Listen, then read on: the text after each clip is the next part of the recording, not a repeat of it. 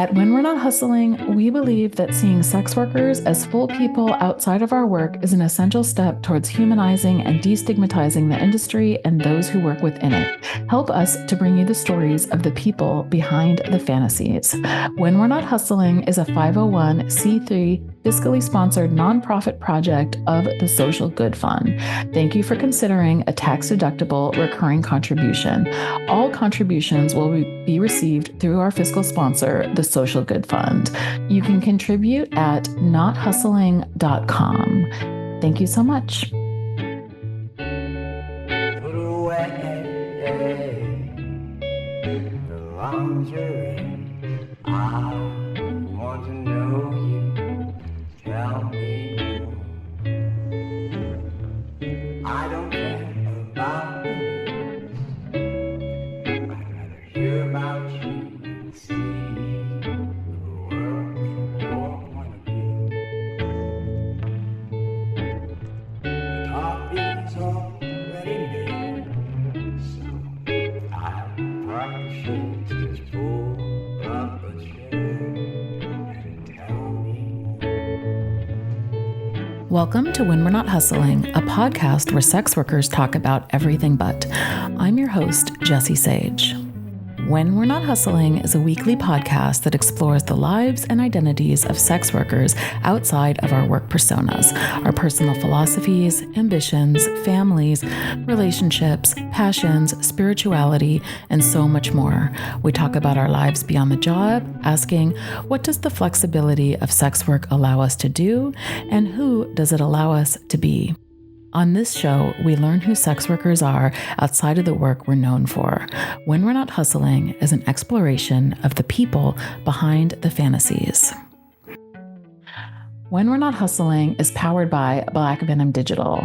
Black Venom Digital is a collaboration between myself and industry veteran Mr. Black Venom. Black Venom Digital aims to provide adult professionals and entrepreneurs with professional-grade web design, graphic design, and branding services that will inspire growth and success. At Black Venom Digital, we empower companions, creators, and entertainers with professional web design and branding. If you're looking for a new website or any other branding services and you work in the adult industry, please find out more at blackvenomdigital.com. Hello, and welcome back to another episode of When We're Not Hustling. I'm your host, Jessie Sage. We have a great guest on today. We have escort Gem DeMilo, who is going to be talking to us about being single. But before we get to that, I wanted to give a couple of updates. First of all, I am very sorry that we missed last week. I should speak for myself. I had a wild couple weeks. First of all, on the 16th, we had our first ever live event, which was amazing. We will be putting out the live recording of that in a couple of weeks. But it was a beautiful event. So many people came, more than I expected. We had Emily playing music. We had a great panel that included me, Molly Simmons from Working Girls Press, and also Adri Rose, who's a Pittsburgh-based sex worker and who has been on the show before. We also had readers from the book, The Holy Hour. It was lovely. You guys will really like it when it comes out.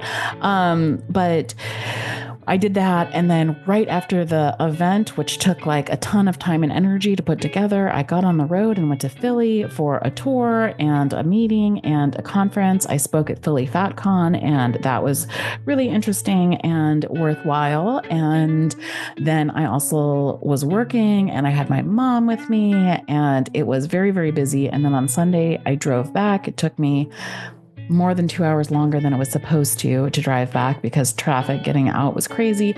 And then I got home and got really sick. So I've been knocked out most of the week, but we're back. I'm feeling much better. I'm back on my game. We're back. So we're sorry we missed last week putting an episode out, but the rest of the season will go smoothly. I want to make a little announcement before we talk about Gem DeMilo's episode. And that's that I know those of you who follow the show know that we're sponsored by Tryst, the ad website for escorts. And we have decided that we're going to partner with them for series that they have on their website called Hobby Horrors on the Tryst blog. So Hobby Horrors is where sex workers are writing about what they do as hobbies. Obviously, it's fairly self-explanatory.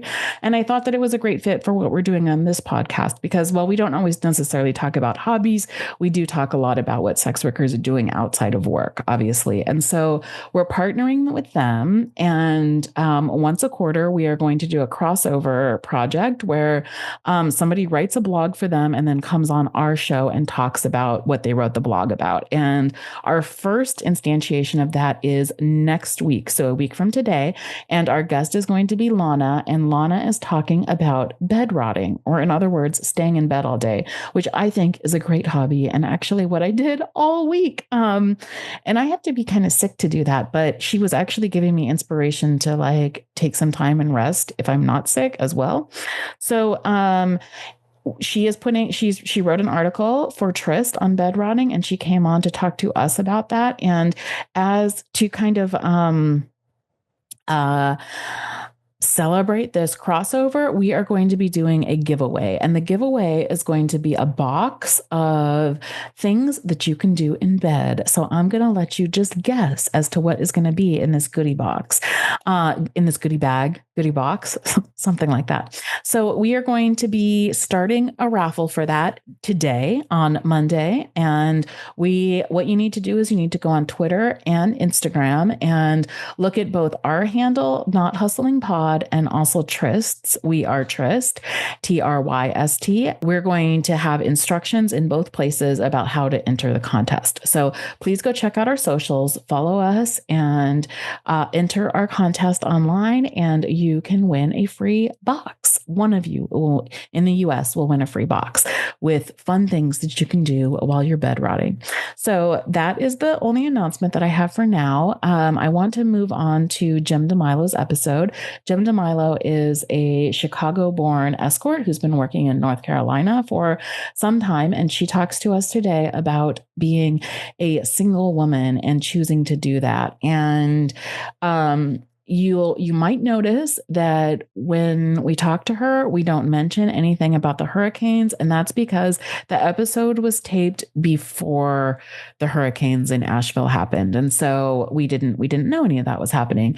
And actually, since we've recorded the episode, she has announced that she will be moving back to Chicago, which is relevant because we're talking about her being from Chicago and moving to North Carolina in the episode. So also, she wanted to let all of us know, since we weren't talking about it when she was on, that there's a couple of really good charities that are doing work around Asheville and the surrounding area to provide much needed like services and relief for people and creatures who need it. So I'm going to shout those out, but I'm also going to put all three of them in the show notes.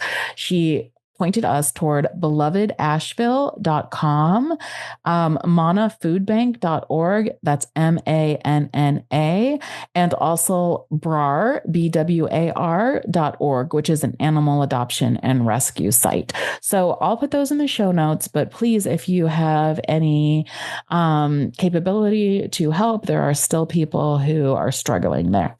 I want to move on to the episode. Gem is a delight, and I think that you will enjoy this conversation. She talks not only about being single and what that process was like for her to decide to just go ahead and be grateful for the life that she's living unpartnered, but also about love and how love can come in many, many different forms, including through friendship. And we also talk about investing and savvy money choices for women. So I hope you enjoy that. Let's get right to it. Hi, Gem. It's really nice to have you on today. Hi, Jessie. Nice to finally kind of meet you beyond X/Twitter. I hate X. I hate the idea of it being X now. Like, I can't get over it. No. And it's always going to be Twitter. It just is money. Money cannot buy that. So no. So how are you doing? How's your summer been? It's been pretty good. I've just been doing, my usual kind of traveling a lot, managing to sneak in some travel for strictly pleasure, which has been really great. Yeah. But That's But actually yeah, kind of on the go. like if I'm somewhere, I might as well advertise and see if I can make like money. Oh, sure, sure. Like, I mean, I'll try, Everything. but like, Yeah. but sometimes it's like, you know what, that's secondary. If it happens, it happens. If it Yeah. doesn't, then, you know, then great. I get to relax and Yeah. just so. Yeah. Where did you go this summer? Well, early this summer, like Memorial Day, I went to Mexico City. It was my first time. Yeah. Oh, did you have a good It was, experience there? I loved it. I loved it so much. Like I'm already scheming to get back as soon as I can. Just, I mean, such a cool city. I mean, the food alone is reason enough to go. But you know, such, I mean, fun nightlife, such cool people. You know, remarkably safe for a city that size. People forget that it's bigger than New York. That's So huge. I've never yeah. been to Mexico City, but I'm from San Diego, so I've been to Mexico Oh, okay. like so many times, different parts of Mexico. And when I was 19 or 20, I can't remember, I spent a summer in San Miguel de Allende, which is like kind of central Mexico, but up in the mountains. And it was amazing. I went there to study Spanish and Oh, nice. and went to this little language training school and lived with my professor and his family and their little kids, and it was amazing. That's awesome. It was very long ago though, so my Spanish is very bad. Yeah, I mean, it's surprising. Like once you get there, you know, it's like, oh, all my, you know, sixth grade Spanish is just coming back to me, so I'm able to get by. Yeah. But yeah. So I'm a big reality TV show fan, and I've been watching 90 Day Fiance, and that is a guilty pleasure show of mine. So yes. Yes, it's definitely guilty. Yeah. So in watching that show, one of the couples is down in in Mexico right now, and I'm like, oh my God, suddenly this is coming back to me. Like hearing it, I'm realizing that I can like understand a lot of it. So it's fun. Yeah, no, I mean, I have to admit, like there is a bit of Schadenfreude watching passport bros get their asses handed to them. It's just like, oh wow, you're surprised that a Russian lady just wants you for your money. Okay, tear out the front page. I maintain that this is a show, like a lot of these stories are totally sex work stories, but they don't want to call them that. No, yeah. Like no, exactly. And some of the women are so obvious about it too. And the guys yes. are just, I don't know, in love. I'm not sure. I mean, yeah, no, but it's us American women that are the problem. We just, you know, too many cats, too high a body count, whatever. Yeah. So do you want to introduce yourself to the audience? Yeah, sure. So my name is Gem DeMilo. I am currently a full service sex worker escort based in North Carolina. You know, I kind of hop around a few different cities. You know, go to cities. The secret that isn't quite a secret because I tell everybody is I actually do not live in Charlotte. I live in Western North Carolina, over by the Blue Ridge Mountains. I don't want to give the exact town away just because it's kind of tiny, but yeah, no, it's gorgeous. But also hence why my internet is a little spotty because out against the mountains and a whole bunch of wilderness. There's lots of bears here too, which really? Yeah. Hence, you know, team bear always and forever. So, but my main city is Charlotte, just because it's the biggest and pretty easy for me to get to. But I also do advertise in Asheville, North Carolina, Greenville, South Carolina, which is just right at the border, and Knoxville, Tennessee. Those are kind of my main home base cities. Now that a certain advertising platform lets you do that, I decided to take advantage of it. And that makes sense. Yeah, because I have a couple of cities that I often go to too, and I might as well put those as Yeah. City. Yeah. It's close enough. I can drive, in a relatively short amount of time. So why not? So I had you on because you reached out to me and wanted to talk about being single. Well, we talked about Yes. it, but I was really interested in that because I have never been single. So I want to, I got married. Most people who listen to this show know this, but I got married when I was 20. And then I was married in that marriage till I was 36. And then right when I got out of it, I met my current partner who I swore, I told them I would never get married again. And 2 years later, I got married again. And now I'm married. So I've never actually been a single person. So I want to hear about everything about how your life works and it's just strap in and put on your seatbelts, folks. And what that's like. So how long have you been single? Is it because I know you said it was a really active choice of yours? Yeah, I have been single for just over 2 years now. Okay. And that, actively single, not seeking anything, not going out on dates, just living my life as a solo woman. And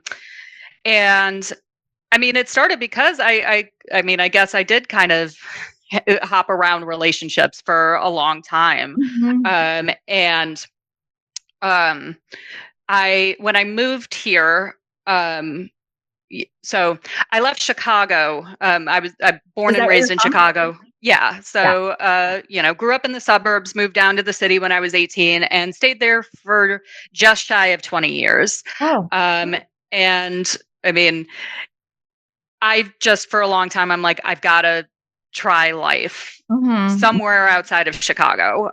Even if I end up coming back, one of my good friends gave me a quote that I've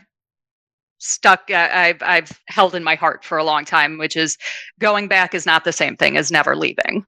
Yeah. So I think that's of anywhere. Yeah. Yeah. Yeah. So, and there was a part where I'm like, my life were like, yes, this is the year I'm really going to start looking into moving out and building a life somewhere else. And then the pandemic happened, which, so put those plans on hold for a little bit. But then in 2021, I had a really successful tour where my money literally doubled. In a matter of 3 weeks. And I was having some issues and some falling outs with some friends in Chicago that it just kind of hit me like what is keeping me here. And so I just packed up the car and left. And I stayed with my parents in Florida for about 3 months just to kind of figure out where I was going. But I met somebody here in North Carolina when I was doing a road trip. And we met again as I was making my way down to Florida. And it seemed like we had a really good thing going. So I wanted to explore where it was going. So decided to move here, not just for him. I also really just was like, this seems about as different as it could be from a big city. Maybe I do just need to slow down and be somewhere pretty and where, the seasons aren't quite as dramatic. And so, but yeah, I found out where that relationship was going. Nowhere. Yeah. We dated for a while, and the breakup story is kind of like a breakup story to end all breakup stories. I asked him to join me for my cousin's wedding in Chicago.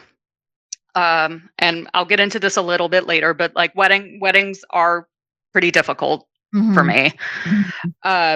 So it was just, it can kind of baby step into the next step by being, kind of seen as a couple together and go to this wedding and have a nice weekend in Chicago. But, he was just think the technical term is a whiny little bitch the entire time. Well, and like, and so that Monday, as we're packing to leave, he dumped me. Oh my gosh. What do you think was Yeah. going on with him? Honestly, I don't really care. Yeah. Like, I mean, I know that there was some personal stuff going on with him, and like, he had his reasons and he had his struggles, and I'm sympathetic, but also like not. I guess I don't care. Like Right. So after that, I mean, I had frankly a really existential crisis because like I mean, I was just kind of like, I don't know how much more heartbreak I have left in me. I don't know if I can keep doing this. But a life without love seems pointless. So it was a real dark night of the soul for a while there after that, where I was just like, I don't know if there's like a point to keep on going. And I wasn't making like trigger warning active suicide plans or anything. But I was just like, I don't know, but I'm going to just like kind of try, I guess, what people do, like go through the motions. I'm going to go to therapy. I'm going to get on medication. I'm going to start volunteering. So I started volunteering at an animal shelter around here because it's like, well, I mean, I still got 8 months on my lease. I guess I better try to make the best of it. And booked a trip for New Year's to Iceland because it also kind of dawned on me, like, wait a minute, like I actually have money to, I'd always thought that like I would start traveling once I had a partner and we were able to do that together. And then it kind of dawned on me, like, what am I waiting for? I don't need to do this with anybody. So kind of going through that, like, I mean, turns out it actually worked, like doing the things that, you're supposed to do when you're in crisis, like it actually got me out, I did meet the love of my life. Here he is. This is my Jean-Claude. So I adopted him from the shelter that I volunteer at. He's very, all right, I'll let you. I have a fluffy kitty like that too, except he's gray and white. I love a fluffy cat. Fluffy. So it just kind of dawned on me as I started doing, because all of a sudden, like I started making Iceland. I've never been there. It's amazing. Like it was such an experience, particularly on New Year's, because it's illegal to light off fireworks in Iceland every day except New Year's. So they tend to go a little crazy with them. So it's a really cool display, but it's because it's a tiny country. It's not like you're in like Times Square being downtown. You can go see the fireworks and then 15 minutes later, just go to bed. So it was such a cool experience, and it did start. I mean, this will be my 3rd year doing it. So it's not a, you have like a tradition now of going there? I take myself somewhere new every New Year's. Yeah. So where'd you go last? Belize. Oh, how amazing. Where are you going next year? Or this time? I think I'm going to do New Mexico. So not doing anywhere international this year, but that's because I'm turning 40 this year and throwing myself a birthday party in New Orleans. So cool. So yeah, kind of, have to pick and choose my battles with that. But I've never been to New Mexico, so like I'm looking forward to it. Gonna have a couple of friends get a house there and just kind of road trip around. So it's gonna be a lot of fun. I love the Southwest though. I haven't been in such a long time. My family and I used to vacation in Phoenix or around Phoenix. I do love the desert. It is beautiful. Yeah, don't think I could live there, but it is, especially in wintertime, a great time to visit. So, but one of the things I did realize kind of as I was just going through those motions, building, a life for myself, is I all of a sudden started to make a lot of women and non-binary friends out here in North Carolina, and started to strengthen, my friendships within the community. And I realized that like I do have love in my life. I have a lot of love in my life. It just, for a long time, because it wasn't meeting this specific definition of love, or the type of love that like we say is the only important type or worthy type of love in our society, that it doesn't count. Right. And it's like, well, as soon as I stopped having this sort of tunnel vision that it had to look or be something, all of a sudden, like, I'm like, I have an abundance of love in my life. It doesn't need to look like, it doesn't need to be a romantic relationship. And really, when I started to kind of reflect on it, romantic relationships really weren't bringing that much into my life. In fact, in a lot of ways, they were taking away from my life. Looking back, it's just every kind of, there's just been destabilization and, questioning my worth and having to kind of build all over again. Like, there weren't a whole lot of relationships I've had over my romantic history that I've just been like, well, I think we're both better people for having that. Like, and, I mean, I would have loved that. And I tried to make that work. And I tried to force that, that sort of narrative onto relationships that very much were not that. And so I don't know if I'll ever date or have a partner again. Part of me would like that, but I guess I'm at the point where it's such a lower priority than continuing to set up my life and because sometimes there is, there is grief with some of it, just kind of mourning the loss of what you thought life would be. That is painful. Even if you can take a step back and say, like, well, what you're really kind of mourning is a promise, is a fantasy, is something that hasn't really existed for you. That's still hard and that's still sad, but I've also never had more stability in my life. I've never had more peace in my life. I've never had more money in my life. I've never, been able to just accomplish the things that I've wanted to accomplish. And I don't think it's an accident that it happened when I chose to just say, okay, like, I'm not doing this. Like, I'm taking myself out. I do think, also just a woman being single right now in this climate is a very political statement, whether I want it to be or not. Yeah. There's so many threads that I can pick up on from what you've said that I think are really interesting. One of them I'm thinking is like the value of friendship and how we like demote that relationship to romantic love, and why that's sad, actually, because, I think I saw this funny meme the other day that was like, behind every great woman is another woman that she calls her bestie. And I was like, oh my gosh, that's actually like true when we have like, when we support each other, like there's something really powerful about that. But also like I had an interesting realization, like that just kind of came out of nowhere when I was in my couples therapy and we were talking about like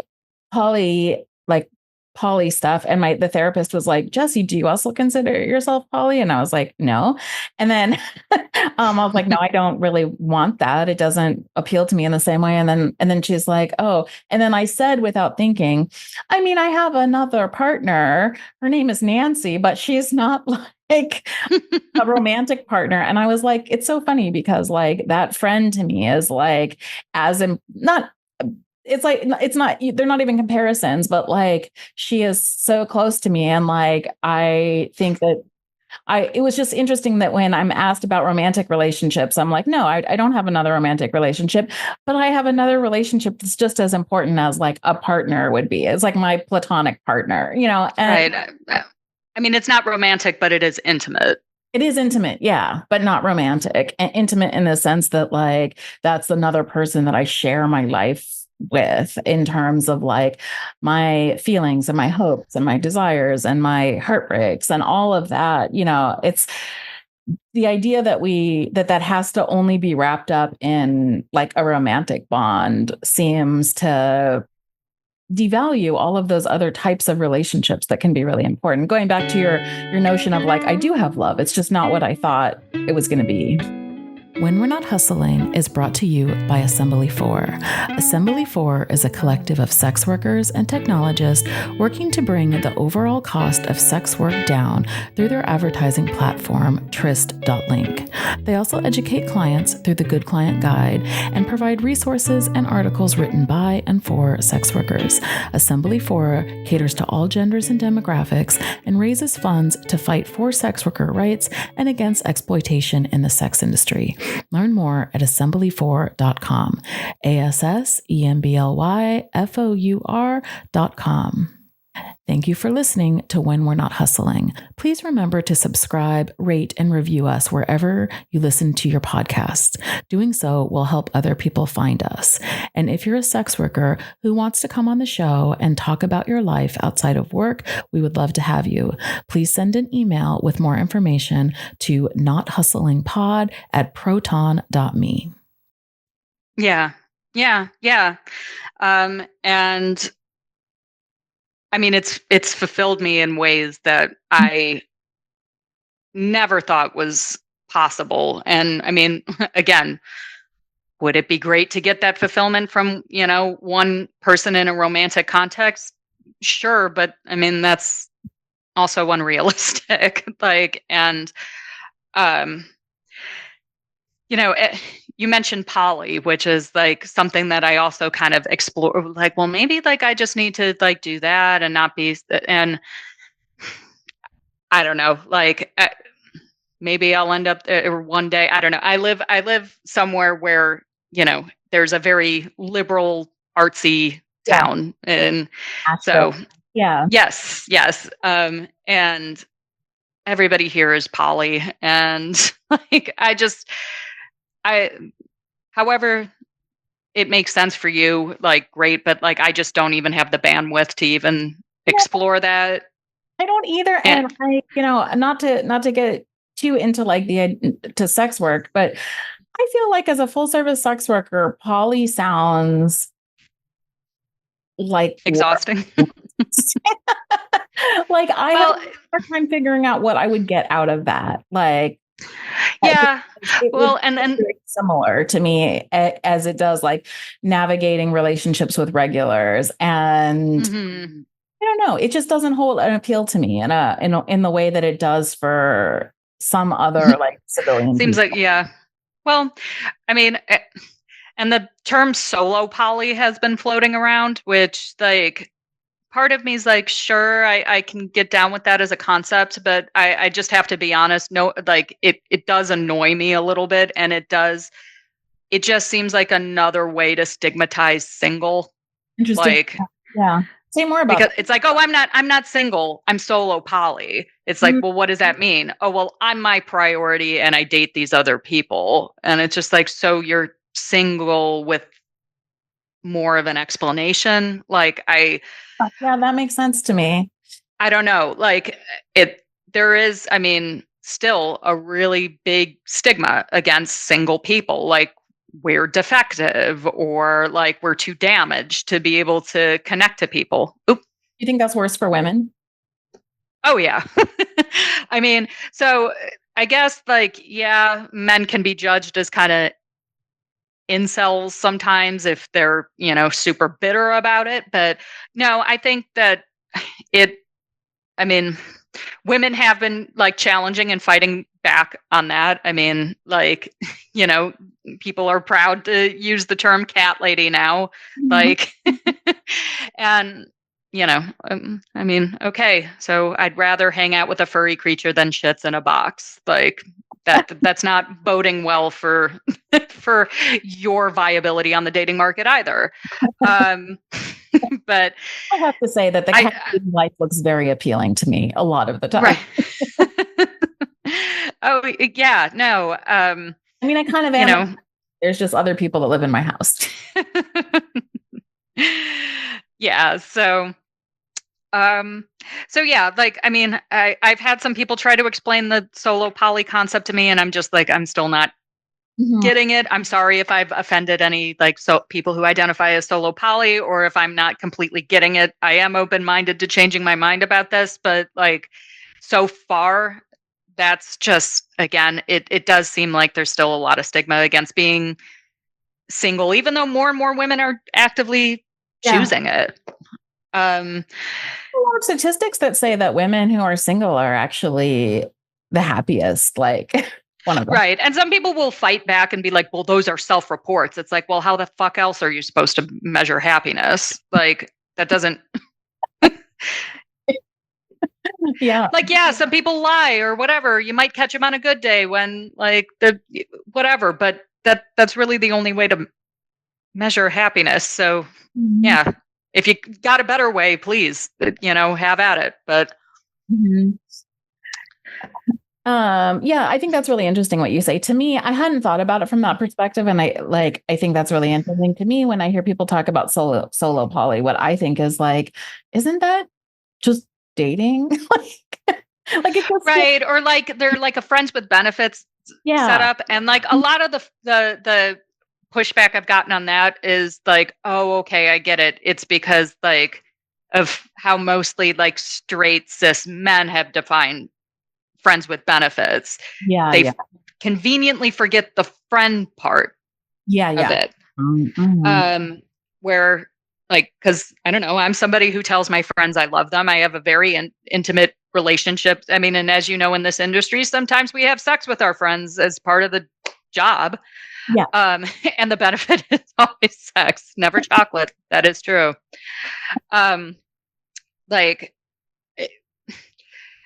there is an intimacy there. It might not be exactly there, and I mean there can be some overlap with romance and friendship, but like I don't know. I always thought that like a friends with benefits situation sounds great, but you actually have to be my friend. Yes, right. Like no, I think that's interesting because it feels like, and I'm with you, which is that like I'm willing to admit or believe or internalize that like I don't understand everything, and that we're coming to like a place in our culture in which like where people are, and I think there's a lot of good in this, are people are like learning to identify with more and more like granularity that is helpful in like understanding their experiences and communicating their experience desires and communicating those to other people. And that seems important to me. But there are some things that I'm like, I'm not sure that makes, that I get what that is, but that's right. Because that means that like that particular identification doesn't apply to me, and not everything applies to me. Right. And that has to be okay too, I think. Yeah.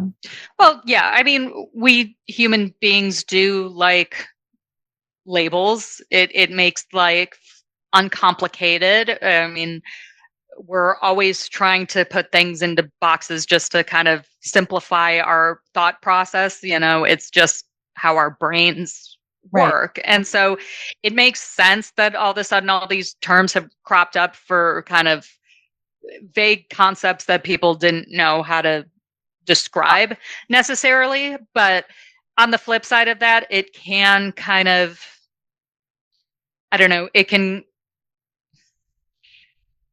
labels can also just be very fixed and static. Yeah, that's true. And I mean, I say that even as like, somebody who self-identifies as single. I mean, I don't know if that's always going to be the case. Right. I don't see that changing anytime soon. But like it can just kind of box you in a lot of ways. So like, for a while I ran through kind of the self-identity, what did you even, I was going to say Rolodex, but like there might be some people who are too young to even know what that is, like listening. But it's like, well, am I demisexual? Am I gray sexual? Am I on the asexuality spectrum? And I do think there was a value in questioning that and learning more about that. But I'm just like, okay, there are all things here that make sense, and yet nothing's really describing me. Right. So, I like that too, especially with demi, like trying to make sense of demi, because when I first learned that word and what that means, and for people who don't necessarily know, it means that you're like, you only feel like sexual attraction to people that you have some sort of connection with, and I was thinking, I just thought that was how, like, to me, that was just how things worked, and I was like, maybe this is, because maybe I'm just demi and I didn't know that was unusual, or something that was even worth describing or talking about. But it does seem to me that that there was actually some value, like going along with what you said and thinking about like, well, what does that mean? And is that how attraction works? And maybe it doesn't work for everybody like that. And that's something that's like interesting to think about too. Yeah. Yeah. Well, and I mean, I'm definitely, I'm still a sexual person, even though I'm just kind of taking myself out of the day, but I'm not, hooking up with anybody outside of work.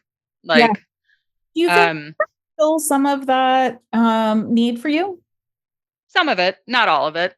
I think the part of it that it fills, it's like, okay, like, you go out on a date and you get to be like your most charming version of yourself. And because I do tend to get like a lot of dinner dates and extended dates and things like that. So yay, marketing works. But like, but not all of it. I mean, there are parts of me and my sexuality that just clients will never have access to. And like that, it's not to say that I don't, enjoy my time at work and enjoy the connections that I make, but like there are just certain things that money can't buy. And so, how exactly I'm going to fulfill that other side, if I'll ever fulfill that other side, or, whether that will just be solo, if you catch my drift, or some other way, I don't totally have the answers to that, and that it'll probably change over the course of my lifetime. But in a lot of ways, it has been the best 2 years of my life that I wouldn't take back. That I. Do you feel like I'm sorry, I didn't want to cut you off. No, it's okay.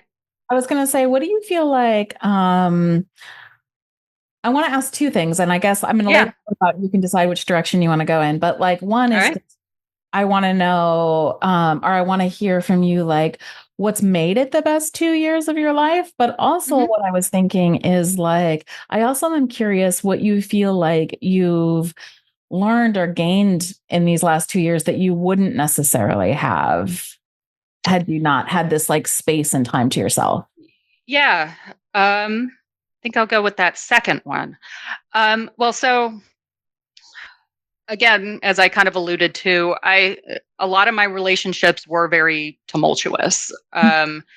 So I started in the industry in 2009 as a dom, went into escorting around 2011, and started a relationship with somebody who was a client at the time. I didn't just leave the industry for him, but it was a part of it. But like, I was also really burnt out. This is back in the day when TER ruled everything. And like, that place gave me a literal nervous breakdown. So I left to pursue that relationship and have a normal person job and have a normal person relationship. And we were monogamous, mostly. Like, we decided we were going to start just monogamous and then open up when when we felt it was time to open it up. And I was actually the one who wanted to open it up more than he did. But and he refused. So, I was a good girl and didn't push it too much.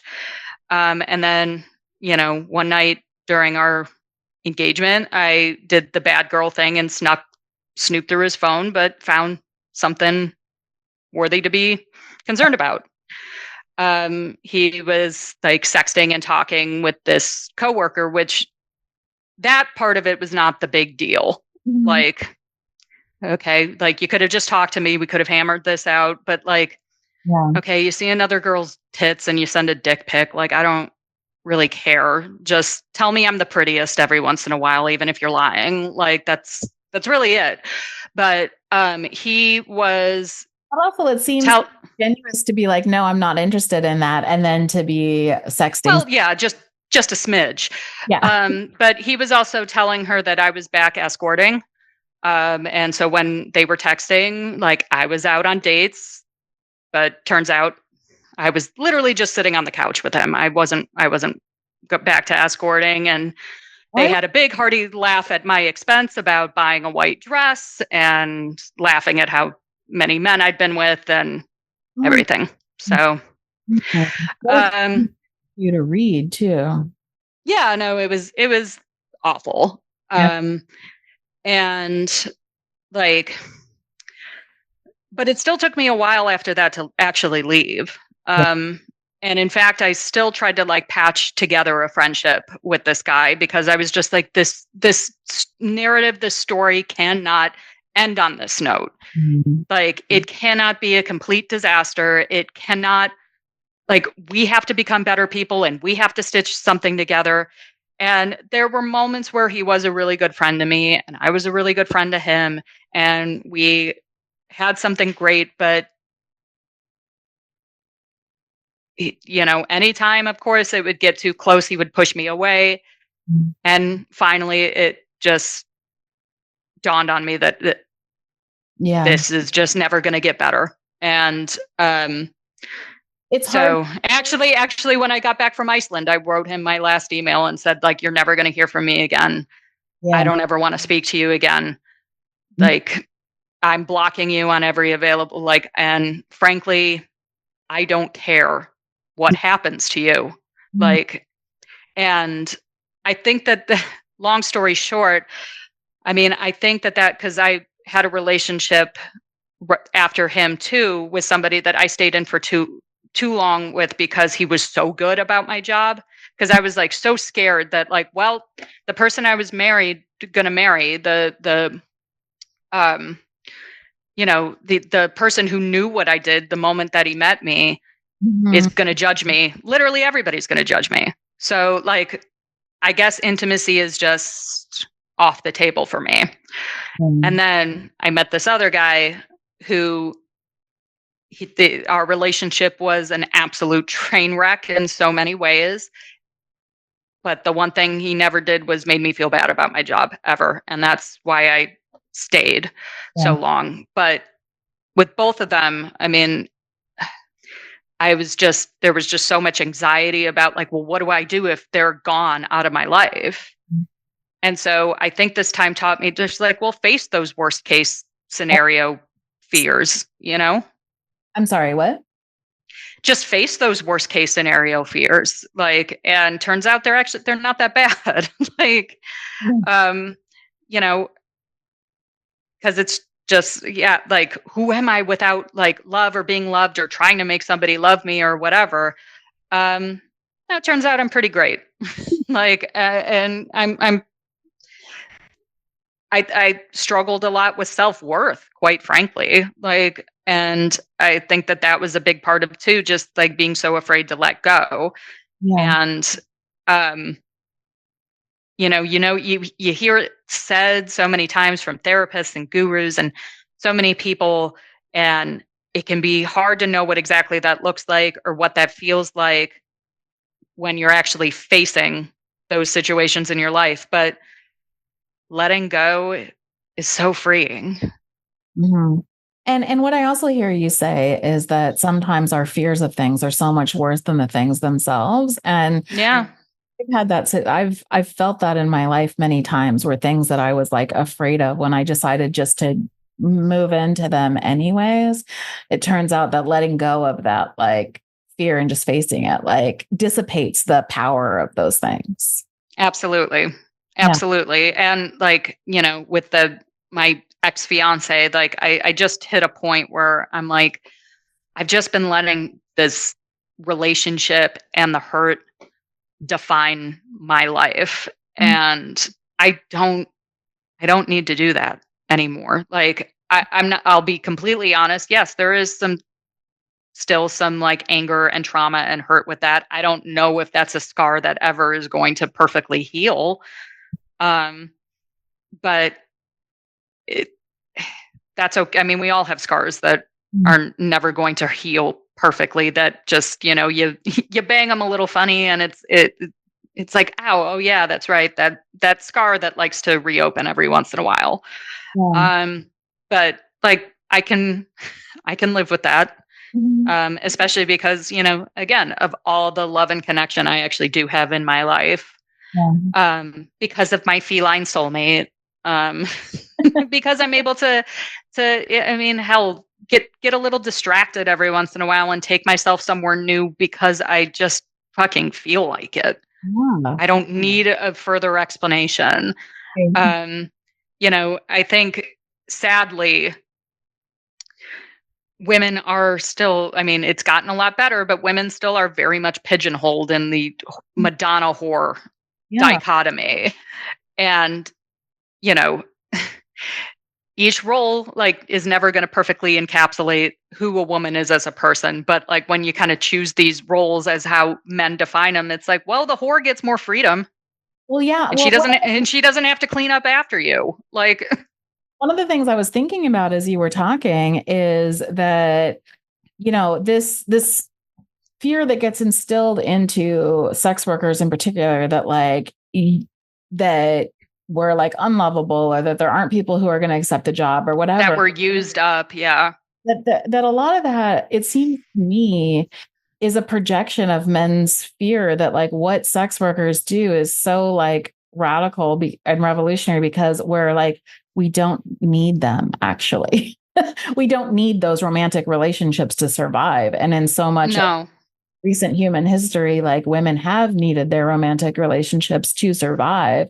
And and so deciding not to do that, there's a lot of reasons why the culture writ large is going to be like, no, you can't do that, and try to internalize this idea that like, no, you can't do that. You can't survive on your own, when actually you are surviving. Yeah, no. And I mean, again, when it comes to money, I mean, like it turns out actually those relationships were holding me back. I've been, granted, I did hit like a streak of good luck. I had a really successful tour, but luck is only going to take you so far. And I'm not trying to be like, pull yourself up by your bootstraps. If I could do it, anybody can do it. Not going to say that. But at the same time, I mean, women have been, and trans people and non-binary people have been largely excluded from talks on financial wealth building and stability. And, there's jokes about women spending frivolously and not knowing what to do with money. It's like, well, because we're literally the first generation who's actually had any sort of access to learning about the stock market, like the, investing, any of that. And,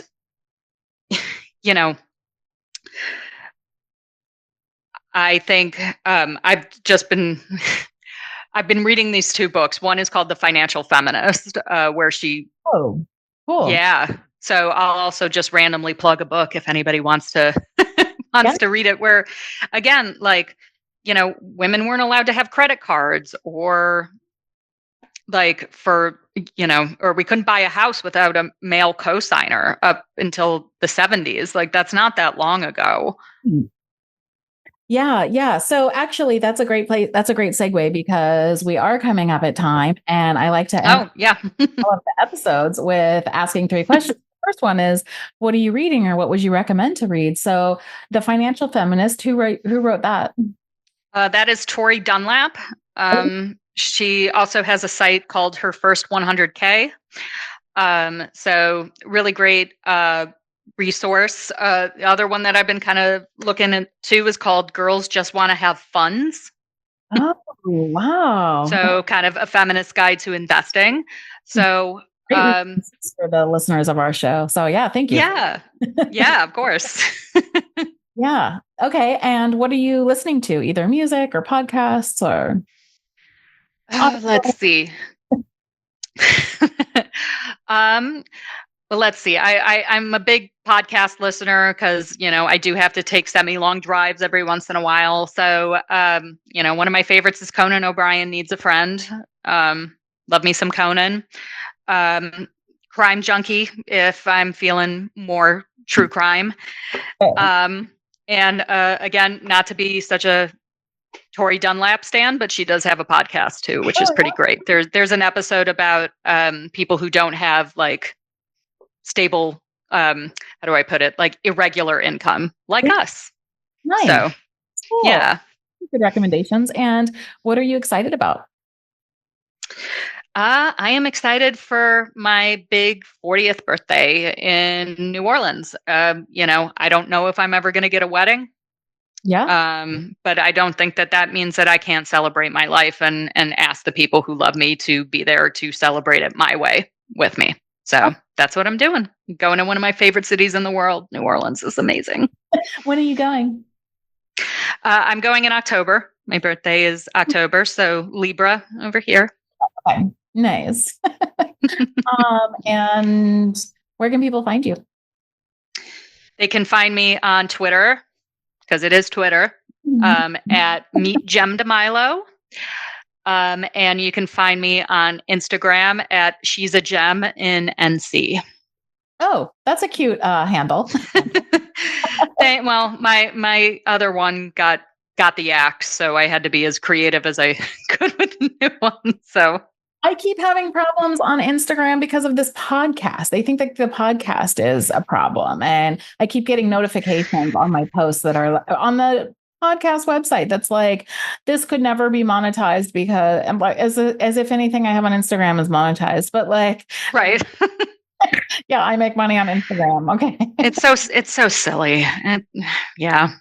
And I'm like, but people just talking about their lives. Like, we're not allowed to be people talking about our lives. Right. Just existing and talking about our lives that like might involve sex. People have sex. Oh my God. Yeah. So anyway, but it was such a pleasure to talk to you. Oh, thank you so much for having me. I appreciate it. I know I rambled a bit, but we're all sex workers. We all basically have some sort of neurodivergence that. So thank you for giving mine a platform. Yeah, no, I really enjoyed it. Thank you for joining us for another episode of When We're Not Hustling. I'm your host, Jessie Sage. You can find me on Twitter at sapiotextual or visit my website at jessiesage.com. The show was produced by Emily Foster and the music is by Benjamin J. Beninati. You can follow us on Twitter and Instagram at NotHustlingPod. To support the show and get sneak peeks, please go to patreon.com/sapiotextual. For more information about our show and what we do here, please visit our website at nothustling.com. Signing off. Have a great week.